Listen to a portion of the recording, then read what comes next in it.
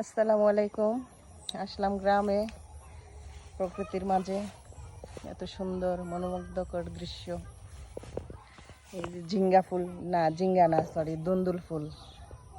দুন্দুল ফুল সমানে দুন্দুল হচ্ছে। পাশে হচ্ছে গান্ডারি ক্ষেত। এই আসি আমার ছোট বোনের বাসায়। এগুলো হচ্ছে ওদের চড়ে নিয়ে আসছে, ওদের ওই যে শাকসবজি করছে, এখানে দেখাইতে নিয়ে আসছে। কিন্তু বৃষ্টি ছিল কাল পরশু, আজকে হয়নি।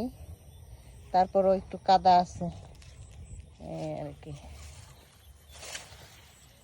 থাকি ঢাকার মধ্যে, একদম মনে হয় জেলখানার মধ্যে।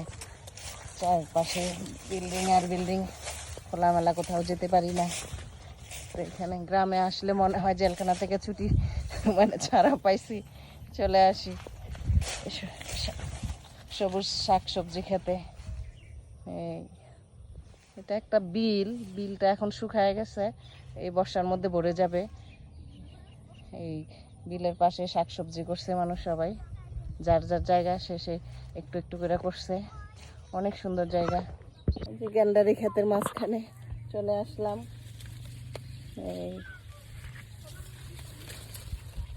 এইখানে আবার এই যে পুঁই শাক,